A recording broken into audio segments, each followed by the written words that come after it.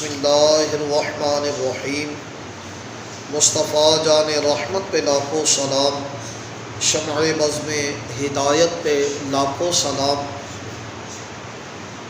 امام اہل سنت کا شور آفاق، کلام بنام سلام رضا۔ اس کا پہلا شعر جس کے اندر مصطفیٰ جان رحمت پہ لاکھوں سلام، یہ والا حصہ پچھلے درسوں کے اندر آپ کے گوش گزار کر چکا۔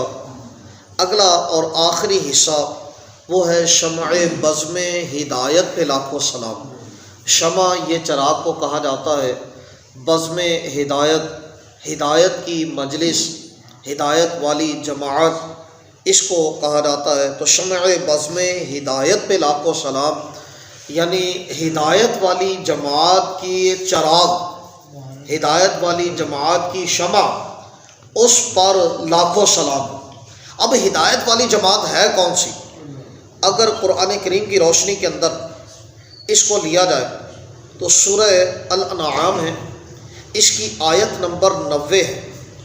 اس کے اندر اللہ رب العالمین جل جلالہ عما نوالہ نے انبیاء اکرام علیہم الصلوۃ کا ذکر فرمایا، اور انبیاء اکرام علیہم الصلوۃ کا ذکر کرنے کے بعد یہ بات ارشاد فرمائی کہ اولئک الذین ھدی اللہ فبہداہ مقتدی، کہ یہی وہ مقدس ہستیاں ہیں، یعنی انبیاء اکرام علیہم الصلوۃ، یہی وہ مقدس ہستیاں ہیں جنہیں اللہ نے ہدایت کی۔ تو گویا کہ ہدایت یافتہ، ہدایت والی جماعت، ہدایت والی ہستیاں وہ انبیاء اکرام علیہم الصلوۃ کی ذاتیں ہیں۔ اور نبی پاک صلی اللہ تعالی علیہ وسلم کو کیا فرمایا؟ فرمایا کہ اقتدی فبہداہ مقتدی، ارشاد فرمایا کہ ان ہدایت یافتہ، ہدایت والی جماعت، ہدایت والی ہستیاں، آپ ان کی ہدایت کی پیروی کرو۔ اب ان کی ہدایت کی پیروی کرو، اس سے مراد کیا ہے؟ ایک جملہ تو بس جو سمجھانا چاہتا تھا وہ یہ تھا کہ ہدایت والی جماعت، ہدایت والی ہستیاں، ہدایت والی بزم وہ انبیاء اکرام علیہم الصلوۃ ہیں۔ اگلا جملہ کہ آپ ان کی ہدایت کے اندر پیروی کریں، اقتداء کریں، اس کا مطلب کیا ہے؟ اس کا مطلب بالکل دو ٹوک الفاظ کے اندر یہ ہے کہ ان کی شریعتیں وہ تو منسوخ ہو گئی، اب قیامت تک چلنے والی شریعت وہ میرے اور آپ کے آقا و مولا صلی اللہ تعالی علیہ وسلم کی شریعت ہے۔ تو آپ صلی اللہ تعالی علیہ وسلم ان کی اقتداء کریں، کس سلسلے میں ان کی اقتداء کریں؟ اس پر مفسرین نے اس مقام پر یہ ذکر فرمایا، اس سے مراد انبیاء کرام علیہم الصلوۃ کے اندر جو الگ الگ اوصاف پائے جاتے تھے، جو فردن فردن کمالات پائے جاتے تھے، اے پیارے وہ سارے کمالات آپ اپنے اندر سمیٹ لیجیے، ان سارے کمالات کو آپ اپنا لیجیے، ان سارے کمالات کے اندر آپ پیروی کیجیے۔ مطلب یہ ہے کہ وہ سارے کے سارے کمالات اپنی ذات کے اندر سمو لیں، اپنے اندر لے لیجیے۔ اب ظاہر ہے کہ جب آپ صلی اللہ تعالی علیہ وسلم ان سارے کمالات کو جو سابق انبیاء اکرام علیہم الصلوۃ، پہلے گزرنے والے انبیاء اکرام علیہم الصلوۃ فردن فردن اس کے حامل تھے، فردن فردن ان کے اندر وہ کمال پایا جاتا تھا، فردن فردن وہ اس کمال کو اختیار کرنے والے تھے، آپ صلی اللہ تعالی علیہ وسلم تنے تنہا وہ سارے کمالات اپنے اندر جمع کرنے والے۔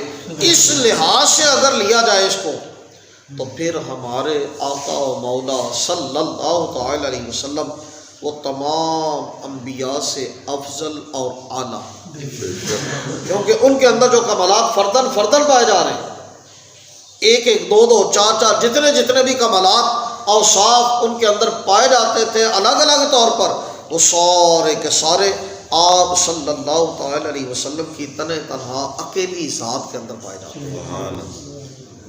اور اسی پر کیا خوب فرمایا امام اہل سنت مجدد دین و ملت پروانہ شمع رسالت امام احمد رضا خان علیہ رحمت الرحمن نے، آپ فرماتے ہیں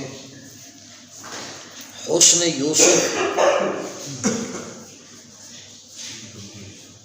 دم عیسیٰ ید بیضا داری آنچ خوبا ہما دارت تو تنہا داری۔ آپ فرماتے ہیں حضرت سیدنا یوسف علیہ السلام آپ حسن کے اندر بے مثل و بے مثال تھے، حسن کے اندر کمال رکھتے تھے۔ حضرت یوسف علیہ السلام کتنا کمال رکھتے تھے، اتنا کمال رکھتے تھے کہ اگر مصر کی عورتیں آپ کو دیکھ لیں اور وہ پھل کاٹنے کی بجائے اپنی انگلیاں کاٹ دیں تو ان کو پتہ نہ چلے، ان کی انگلیاں کٹ جائیں ان کو پتہ نہ چلے۔ ایسا حسن و جمال کہ اس کے اندر ایسا محب ہو گئی، ایسا کھب گئی کہ ان کو پتہ ہی نہیں چل سکا کہ ان کی انگلیاں کٹ بھی گئی، ایسا حسن تھا۔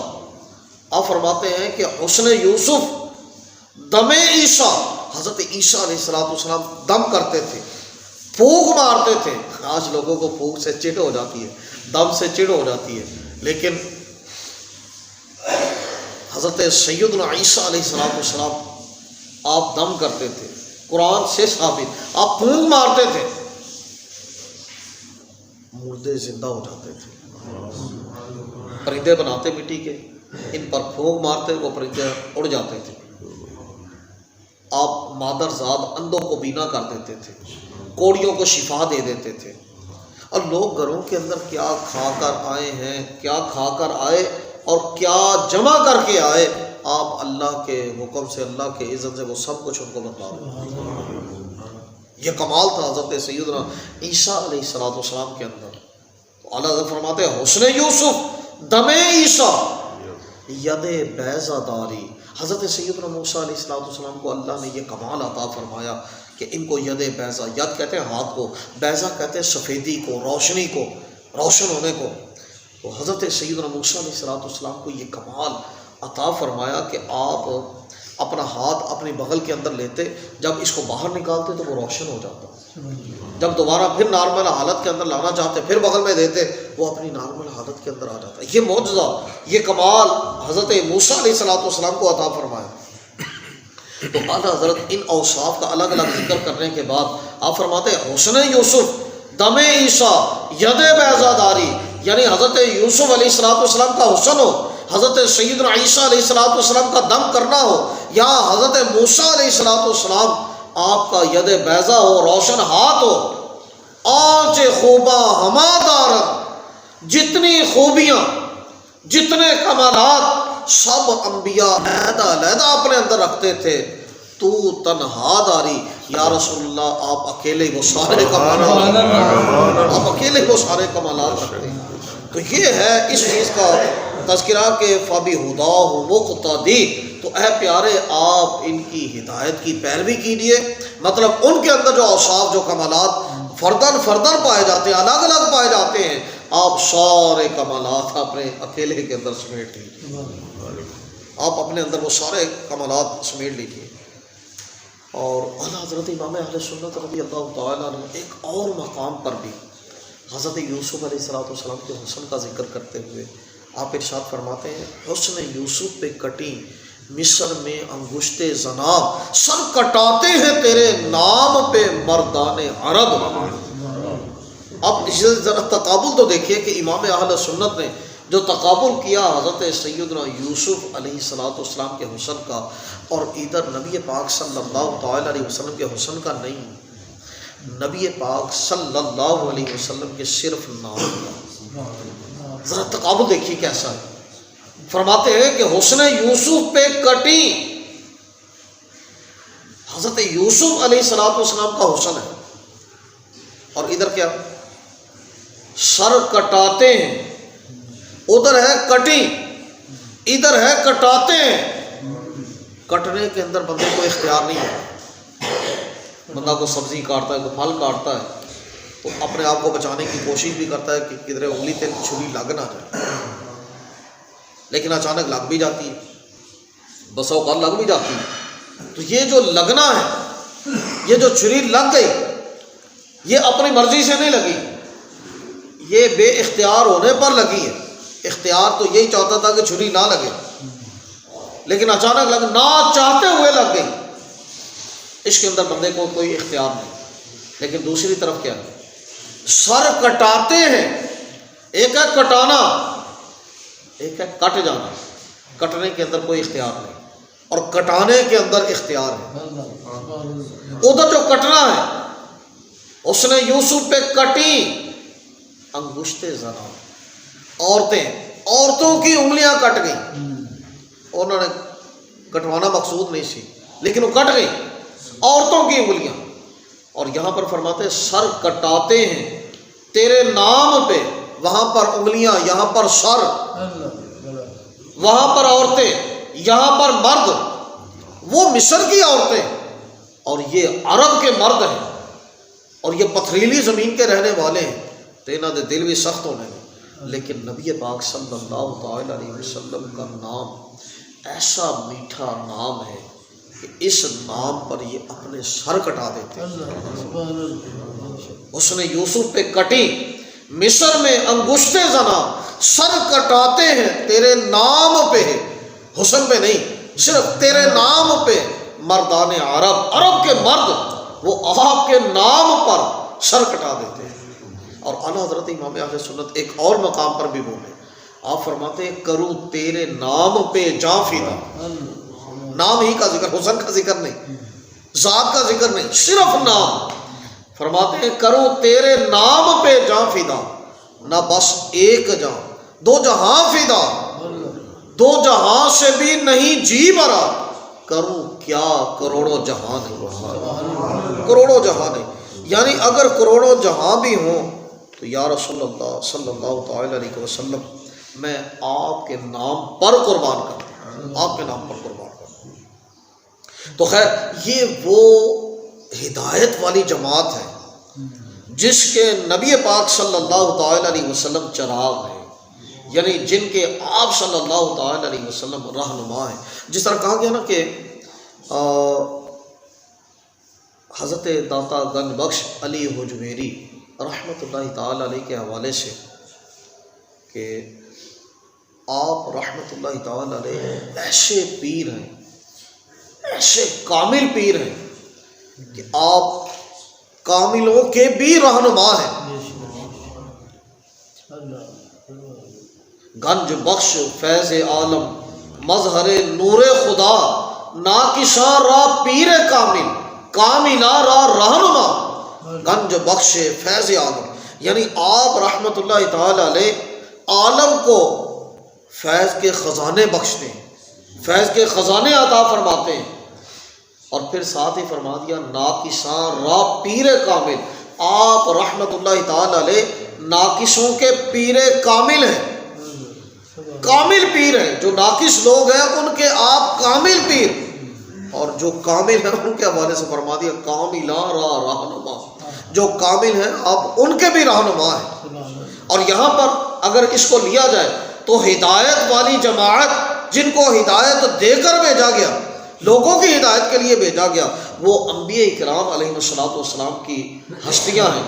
اور ان ہستیوں کے بھی جو رہنما ہیں وہ ہمارے آقا و مولا صلی اللہ تعالی علیہ وسلم ہیں. اور اس بات کا اظہار میرے اور آپ کے نبی صلی اللہ تعالی علیہ وسلم نے کئی مقامات پر فرمایا بھی ہے. چنانچہ سنن دارمی شریف حدیث کی ایک کتاب ہے، اس کتاب کے اندر، اس حدیث کی کتاب کے اندر حضرت سیدنا جابر رضی اللہ تعالی عنہ ان سے ایک روایت ہے کہ میرے اور آپ کے نبی صلی اللہ تعالی علیہ وآلہ وسلم آپ نے ارشاد فرمایا انا قائد المرسلین ولا فخر وانا خاتم النبیین ولا فخر. ارشاد فرمایا میں تمام رسولوں کا قائد ہوں. قائد کس کو کہتے ہیں؟ رہنما کو، آگے آگے چلنے والا، رہنمائی کرنے والا، قیادت کرنے والا.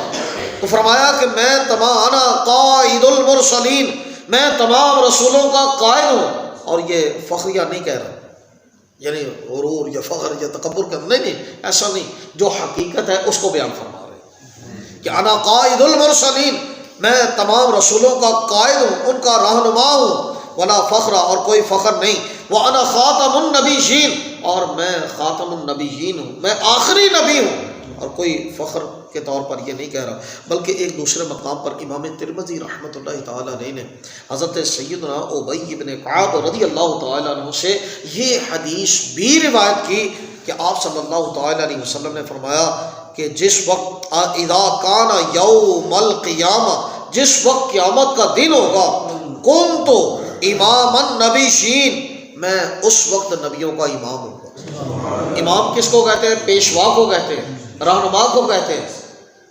آپ نے فرمایا اذا کان یوم القیامہ، جس وقت قیامت کا دن ہوگا، کنت امام النبیین و خطیبہ، اور انہوں دا خطیب بھی ہوگا۔ امام و خطیب ہونا یہ کوئی معمولی منصب نہیں۔ لوگ امامت سے دور بھاگتے ہیں، خطابت سے دور بھاگتے ہیں، کہتے ہیں اس میں رکھا کیا ہے؟ نہ، اس میں بہت کچھ رکھا ہے۔ یہ ہمارے نبی صلی اللہ تعالیٰ علیہ وسلم کا منصب ہے، جس پر آپ صلی اللہ تعالیٰ علیہ وسلم فائز، کہ آپ نے فرمایا میں نبیوں کا امام و خطیب ہوں، ان کا خطیب ہوں، وہ صاحب شفاعتہم غیر فخر، اور میں شفیع ہوں گا، شفاعت کرنے والا ہوں گا، اور یہ کوئی فخر کے طور پر نہیں کہہ رہا ہوں۔ تو یہ ہے اس شعر کا تھوڑا سا مختصر سا مفہوم کہ مصطفیٰ جان رحمت پہ لاکھوں سلام، شمع بزم ہدایت پہ لاکھوں سلام، وآخر دعواہم ان الحمد للہ رب العالمین۔